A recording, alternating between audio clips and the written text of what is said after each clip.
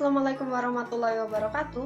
Pada kesempatan kali ini kita akan belajar mengenai teks laporan percobaan. Khususnya kali ini kita akan belajar tentang pengertian, tujuan, dan fungsinya. Apakah kalian sudah mengetahui apa itu teks laporan percobaan? Tentunya teks laporan percobaan ini berbeda dengan teks-teks yang lainnya, berbeda dengan teks deskripsi, berbeda dengan teks eksposisi, teks eksplanasi, teks berita, teks fabel. Tentunya dia memiliki ciri tersendiri ya. Nah, untuk itu coba kita cermati bersama-sama paragraf yang akan saya sajikan berikut. Yang pertama, sepedaku termasuk sepeda ontel jengki yang tidak memiliki batangan, besi berbentuk pipa yang menghubungkan setang dan tempat duduk. Tempat duduknya terbuat dari kulit, warnanya hitam tetapi sudah memudar. Ban depan sepedaku memiliki garis putih yang jarang ditemukan untuk ban sepeda. Ukuran ban sekitar 18 inci. Rem tangan depan dan belakang terbuat dari besi, bukan kabel. Bel sepeda khas berbunyi kering-kering terletak di setang kanan. Sepeda ini kupakai ke sekolah. Teman-temanku berkelakar bahwa aku seperti naik onta. Badanku kecil tidak cocok dengan sepeda yang besar. Nah, ini termasuk ke dalam jenis teks. Ya, teks deskripsi. Jika kita amati, teks ini menggambarkan objek secara detail. Dia menggambarkan tempat duduknya terbuat dari kulit. Kemudian dia menggambarkan warnanya hitam. Kemudian menggambarkan ban depan sepedanya memiliki garis putih yang jarang ditemukan. Dia menggambarkan ukuran ban sekitar 18 inci. Dia menggambarkan sepeda ontel jengki yang dimilikinya itu dengan terperinci, dengan detail. Bahkan sampai bunyi kring-kring yang ada pada bel sepedanya pun juga ikut digambarkan. Seolah-olah kita sebagai pembacanya bisa ikut mendengar bunyi kring-kring dari sepedanya itu, bisa ikut membayangkan. Nah, itu termasuk ke dalam teks deskripsi. Mari kita cermati paragraf selanjutnya.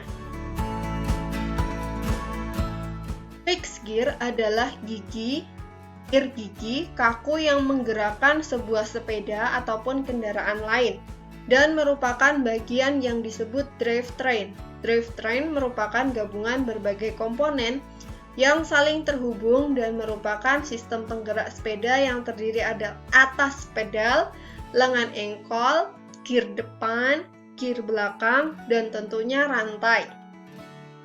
Gabungan komponen di bagian pedal yaitu pedal, lengan engkol, dan gir depan.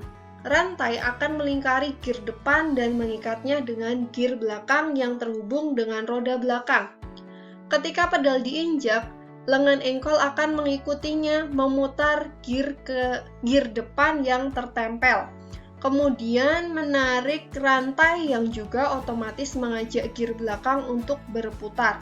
Karena gir menempel pada roda belakang, berputarlah roda itu dan meluncur. Nah, ini menjelaskan proses ya, menjelaskan proses bagaimana sebuah sepeda itu bisa berjalan. Dia menjelaskan rantai yang melingkari gir depan mengikat dengan gir belakang. Kemudian ketika pedal diinjak, lengan engkol akan mengikutinya memutar gir depan, kemudian menarik rantai yang juga otomatis mengajak gir belakang untuk berputar hingga akhirnya roda itu bisa berputar. Maka karena ini menjelaskan proses terjadinya sesuatu, ini termasuk ke dalam paragraf eksplanasi. Ini bukan jenis paragraf yang ada di dalam teks laporan percobaan. Mari kita amati paragraf selanjutnya. Sepeda adalah kendaraan beroda 2 atau 3, mempunyai stang, tempat duduk, dan sepasang pengayuh yang digerakkan kaki untuk menjalankannya. Salah satu jenis sepeda yang banyak digunakan hingga tahun 1970-an adalah jenis ontel. Sepeda ontel memiliki ciri posisi duduk tegak, reputasi sangat kuat, dan bermutu tinggi. Rumah rantai tertutup, dengan gigi yang tidak bisa diubah, dan biasanya terdapat dinamo di bagian roda depan untuk menyalakan lampu. Sepeda ontel juga dilengkapi rem drum untuk pengereman. Berbagai merek sepeda ontel dari berbagai negara beredar di pasar Indonesia. Pada segmen premium, misalnya merek Vongers, Gazelle, dan Sunbeam. Kemudian pada segmen di bawahnya diisi oleh beberapa merek terkenal seperti Simplex, Bergers, Raleigh, Humber, Rouge, Batafuss, Philips, dan NSO. Kalau kita amati, di sini dia tidak menggambarkan objek secara detail, tidak menjelaskan proses terjadinya sesuatu juga. Di sini dia menjelaskan tentang sepeda yang digunakan hingga tahun 1970-an. Artinya dia sudah meneliti, sudah mengobservasi bahwasanya sepeda itu digunakan hingga tahun 1970-an. Dia juga meneliti atau melakukan studi bahwasanya sepeda yang digunakan itu memiliki ciri posisi duduk tegak, reputasi sangat kuat, dan bermutu tinggi. Rumah rantainya juga tertutup. Nah, ini dapat kita katakan atau dapat kita kategorikan ke dalam teks laporan percobaan. Dia melaporkan hasil studinya, melaporkan hasil penelitiannya terhadap sepeda. Dia juga meneliti atau melakukan studi bahwa pada segmen premium, misalnya merek Vongers, Gazelle, dan Sunbeam itu dulu beredar di pasar Indonesia. Nah, selain itu, di segmen di bawahnya juga diisi oleh beberapa merek terkenal seperti Simplex, Bergers, Raleigh, Humber, Rouge, Batafuss, Philips, dan NSO itu. Nah, untuk itu ini dapat kita kategorikan sebagai paragraf teks laporan percobaan.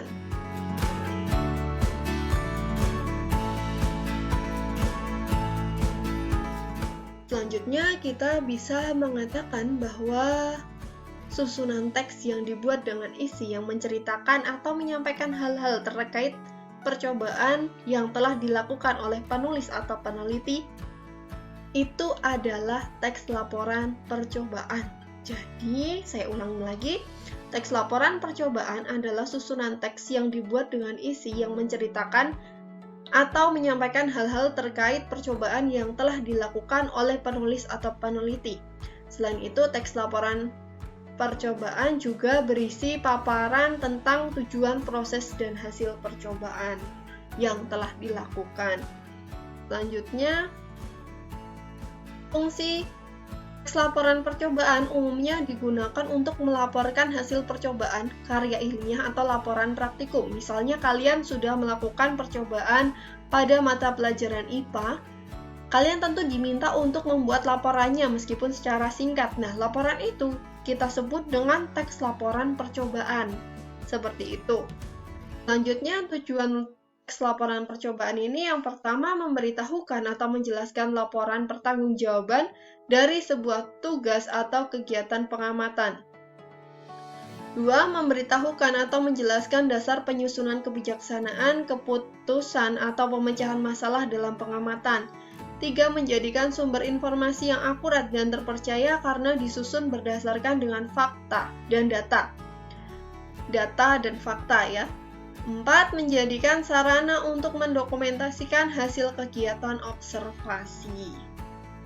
Jadi seperti yang sudah kita baca tadi, dia itu termasuk mengobservasi sepeda ontel. Kapan sepeda ontel itu digunakan, merek-merek apa saja yang banyak beredar di Indonesia, dia mengobservasi sepeda ontel. Selanjutnya di sini ada contoh teks laporan percobaan membuat tinta tidak terlihat. Bagian pertamanya dia menggunakan pengantar seperti ini. Tinta pada umumnya yang kita gunakan bersifat terlihat, misalnya pulpen untuk menulis buku. Nah, pernahkah kamu menemukan tinta yang tidak terlihat? Kedengarannya sangat unik, bukan?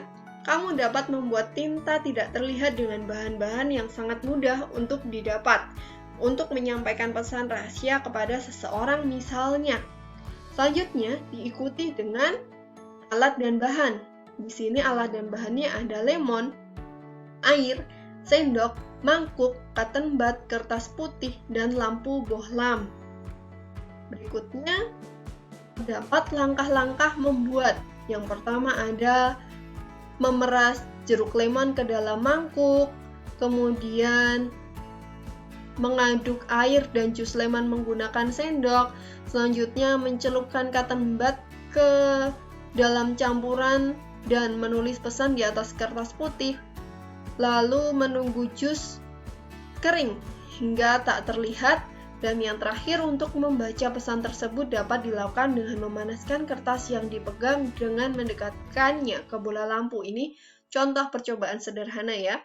Selanjutnya, di sini ada hasil dari percobaan yang sudah dilakukan tadi. Jadi terperinci ada tujuannya. Tadi kita mau membuat tulisan yang dari tinta tidak terlihat ini ya. Ini tujuannya, kita mau membuat tinta tidak terlihat, kemudian diikuti alat bahan, selanjutnya diikuti dengan langkah-langkah pembuatan, lalu diikuti dengan hasil. Hasilnya adalah berhasil membuat tinta tidak terlihat dan bisa menyampaikan pesan kepada teman-temanmu dengan cara menggunakan tinta tidak terlihat ini. Ini merupakan salah satu reaksi kimia. Nah, setelah itu yang terakhir adalah kita harus membuat kesimpulannya.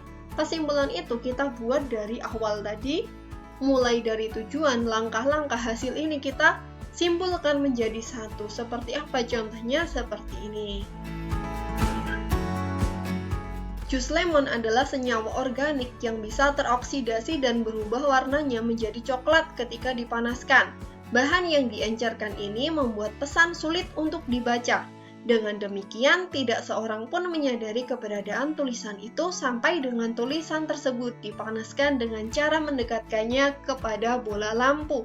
Jadi, ini adalah kesimpulan dari percobaan yang sudah dilakukan tadi. Kesimpulan mulai dari tujuan, alat bahan, langkah-langkah hingga hasil itu apa yang kita dapatkan, kita sampaikan pada bagian kesimpulan. Kita ambil pokok-pokok pentingnya saja. Misalnya ini dia hanya mengatakan bahwa jus lemon itu termasuk senyawa organik yang terdapat teroksidasi, kemudian berubah warnanya menjadi coklat ketika dipanaskan. Nah, setelah itu dia langsung mengatakan bahwa bahan yang diencerkan ini membuat pesan sulit dibaca. Dengan demikian itu kan sudah menandai kesimpulan ya. Tidak seorang pun menyadari keberadaan tulisan itu sampai dengan tulisan tersebut dipanaskan dengan cara mendekatkannya kepada bola lampu. Nah, seperti itu. Demikian dulu materi teks laporan percobaan pada kesempatan kali ini. Pada video-video berikutnya tentunya kita akan belajar lebih lanjut mengenai teks laporan percobaan dan juga teks-teks lainnya. Semoga kita semua senantiasa diberikan kesehatan dan keberkahan oleh Allah Subhanahu wa Ta'ala. Demikian, wassalamualaikum warahmatullahi wabarakatuh.